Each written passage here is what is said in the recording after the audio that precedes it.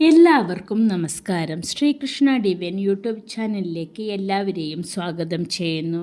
ഇന്നത്തെ വീഡിയോയിൽ നമ്മൾ ചർച്ച ചെയ്യുന്നത് മിഥുനക്കൂറിൽ ജനിച്ചവരെ സംബന്ധിച്ചിടത്തോളം 1202 ആണ്ട് എങ്ങനെയുള്ള ഫലങ്ങളാണ് നൽകുന്നത് എന്നതിനെക്കുറിച്ചാണ്.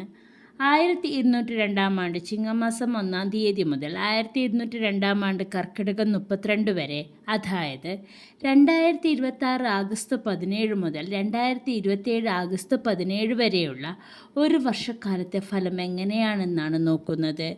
മകീരം അവസാന പകുതി, തിരുവാതിര, പുണർദം ആദ്യ മുക്കാൽ ഉൾക്കൊള്ളുന്ന മിഥുനക്കൂറുകാർക്ക് 2026 ഒക്ടോബർ 31 വരെ വ്യാഴം 2-ലൂടെയാണ് ഗോചരം ചെയ്യുന്നത്. അതിനുശേഷം 3-ലും. പിന്നെ 2027 ജനുവരി 24-ന് വ്യാഴം 2-ലും, 2027 ജൂൺ 25-ന് ശേഷം 3-ലും, 2027 ജൂൺ 2 വരെ ശനി 10-ലും, ശേഷം 11-ലും, 2026 ഡിസംബർ 5 വരെ രാഹു 9-ലും, ശേഷം 8-ലേക്കും, 2026 ഡിസംബർ 5 വരെ കേതു 3-ലും, അതിനുശേഷം 2-ലുമാണ് ഗോചരം ചെയ്യുന്നത്. മിഥുനക്കൂറുകാർക്ക് വളർച്ചയും മിശ്രഫലങ്ങളും നിറഞ്ഞ ഒരു വർഷമായിരിക്കും. തൊഴിൽ രംഗത്ത് ഉന്നതിയും പുതിയ അവസരങ്ങളും ലഭിക്കുകയും സാമ്പത്തിക നില മെച്ചപ്പെട്ട കടബാധ്യതകളിൽ നിന്ന് മോചനം നേടുകയും ചെയ്യും. ഈ വർഷം മാറ്റങ്ങളുടെയും പുരോഗതിയുടെയും വർഷമായിരിക്കും. വർഷത്തിൻ്റെ ആദ്യ ഭാഗത്ത് ചില തടസ്സങ്ങൾ ഉണ്ടായേക്കാമെങ്കിലും രണ്ടാം പകുതിയിൽ അനുകൂലമായ മാറ്റങ്ങൾ പ്രതീക്ഷിക്കാം. തൊഴിൽ രംഗത്ത് അനുകൂലമായ പല മാറ്റങ്ങളും ഈ വർഷം പ്രതീക്ഷിക്കാം. ഏറെ നാളായി ആഗ്രഹിച്ചിരുന്ന സ്ഥാനക്കയറ്റമോ മികച്ച ചുമതലകളോ തേടിയെത്താൻ സാധ്യതയുണ്ട്. ജോലി മാറാൻ ആഗ്രഹിക്കുന്നവർക്ക് മികച്ച ഓഫറുകൾ ലഭിക്കാൻ അനുകൂലമായ സമയമാണിത്. വിദേശത്ത് തൊഴിൽ അന്വേഷിക്കുന്നവർക്കും അനുകൂല ഫലങ്ങൾ ഉണ്ടാകാം. ഓഫീസിലോ ജോലിസ്ഥലത്തോ ഉള്ള സഹപ്രവർത്തകരുമായി തർക്കങ്ങൾ ഉണ്ടാകാതെ സൂക്ഷിക്കുക. അനാവശ്യ കാര്യങ്ങളിൽ ഇടപെടുന്നത് ഒഴിവാക്കുക. മേലധികാരികളുടെ ശ്രദ്ധ ആകർഷിക്കാൻ കൂടുതൽ കഠിനാധ്വാനം ആവശ്യമാണ്. നിങ്ങളുടെ ആശയങ്ങൾ കൃത്യസമയത്ത് അവതരിപ്പിക്കാൻ ശ്രദ്ധിക്കുക. IT, വിദ്യാഭ്യാസം, ബാങ്കിംഗ്, മാധ്യമം, നിയമം, communication, marketing, online business, trading തുടങ്ങിയ മേഖലകളിൽ പ്രവർത്തിക്കുന്നവർക്ക് ഈ വർഷം കൂടുതൽ നേട്ടങ്ങൾ ലഭിക്കാൻ സാധ്യതയുണ്ട്. തൊഴിലിൽ പുതിയ ഉത്തരവാദിത്തങ്ങളും ചുമതലകളും ലഭിക്കുമെങ്കിലും ജോലിഭാരം വർദ്ധിക്കുന്നത് മാനസിക സമ്മർദ്ദത്തിന് കാരണമായേക്കാം. ചില സമയങ്ങളിൽ നിങ്ങളുടെ കഠിനാധ്വാനത്തിന് അർഹമായ അംഗീകാരം വൈകി ലഭിക്കാൻ സാധ്യതയുണ്ട്. അതിനാൽ ക്ഷമയോടെ കാത്തിരിക്കുക. പുതിയ ബിസിനസ് ആശയങ്ങൾ നടപ്പിലാക്കാനും സംരംഭങ്ങൾ വിപുലീകരിക്കാനും ഈ വർഷം അനുകൂലമായ സാഹചര്യങ്ങൾ ഉണ്ടാകും. വ്യാപാരികൾക്ക് വിപണിയിൽ നിന്നും നല്ല രീതിയിലുള്ള ലാഭം നേടാൻ സാധിക്കും. ദീർഘകാലമായി മുടങ്ങിക്കിടന്ന ബിസിനസ് ഡീലുകൾ വീണ്ടും സജീവമാകും.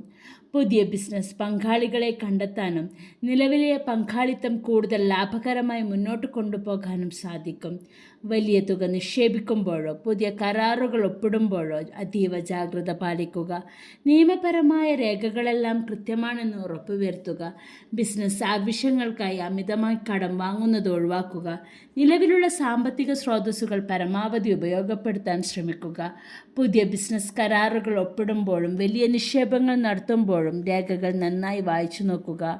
വർഷത്തിൻ്റെ തുടക്കത്തിൽ സാമ്പത്തിക നില ഭദ്രമായിരിക്കും. മുൻകാലങ്ങൾ ചെയ്ത നിക്ഷേപങ്ങളിൽ നിന്നും അല്ലെങ്കിൽ വിപണിയിൽ നിന്നും ധനലാഭം ഉണ്ടാകാൻ സാധ്യതയുണ്ട്. തൊഴിലിലോ ബിസിനസ്സിലോ ഉണ്ടാകുന്ന പുരോഗതി വഴി അധിക വരുമാന സ്രോതസ്സുകൾ കണ്ടെത്താൻ സാധിക്കും. പങ്കാളിയുടെ പൈതൃക സ്വത്ത് ലഭിക്കാൻ സാധ്യത കാണുന്നു. ഒന്നിലധികം വരുമാന മാർഗങ്ങൾ ഉണ്ടാകാൻ സാധ്യതയുണ്ട്. വരവ് വർദ്ധിക്കുമെങ്കിലും അതിനനുസരിച്ച് ചെലവുകൾ വർദ്ധിക്കാനിടയുണ്ട്. അനാവശ്യ ആഡംബര വസ്തുക്കൾക്കായി പണം മുടക്കുമ്പോൾ നിയന്ത്രിക്കുക. ഈ വർഷം ആർക്കും വലിയ തുക കടം കൊടുക്കുകയോ മറ്റുള്ളവർക്കായി സാമ്പത്തിക ഇടപാടുകൾ ജാമ്യം നിൽക്കുകയോ ചെയ്യാതിരിക്കുക. പണം തിരികെ ലഭിക്കാൻ വൈകാൻ സാധ്യത കാണുന്നു. പുതിയ നിക്ഷേപങ്ങൾ നടത്തുമ്പോൾ ധനകാര്യ വിദഗ്ധരുടെ ഉപദേശം തേടുന്നത് നഷ്ടങ്ങൾ ഒഴിവാക്കാൻ സഹായിക്കും. കുടുംബത്തിൽ പൊതുവെ സന്തോഷവും സമാധാനവും നിലനിൽക്കും. കുടുംബാംഗങ്ങൾ തമ്മിലുള്ള പരസ്പര സ്നേഹവും സഹകരണവും വർദ്ധിക്കും. മക്കളുടെ പഠനത്തിലും കരിയറിലും സന്തോഷകരമായ വാർത്തകൾ കേൾക്കാൻ സാധിക്കും. അവരുടെ നേട്ടങ്ങളിൽ അഭിമാനിക്കാൻ അവസരമുണ്ടാകും. പ്രതിസന്ധി ഘട്ടങ്ങളെ ബന്ധുക്കളുടെയും സുഹൃത്തുക്കളുടെയും ഭാഗത്തു നിന്നും ആശ്വാസകരമായ പിന്തുണ ലഭിക്കും. ചെറിയ കാര്യങ്ങൾക്ക് കുടുംബാംഗങ്ങളുമായി അഭിപ്രായ വ്യത്യാസങ്ങൾ ഉണ്ടാകാനിടയുണ്ട്. വാക്കുകളിൽ അല്പം നിയന്ത്രണം പാലിക്കുന്നത് അനാവശ്യമായ വഴക്കുകൾ ഒഴിവാക്കാൻ സഹായിക്കും. വിവാഹത്തിനായി കാത്തിരുന്നവർക്ക് ഈ വർഷം അനുകൂലമായ പല ബന്ധങ്ങളും വന്നു ചേരും. ആഗ്രഹിച്ച പോലെ നല്ലൊരു ജീവിത പങ്കാളിയെ കണ്ടെത്താൻ സാധിക്കുകയും വിവാഹ കാര്യങ്ങളിൽ തീരുമാനമാവുകയും ചെയ്യും.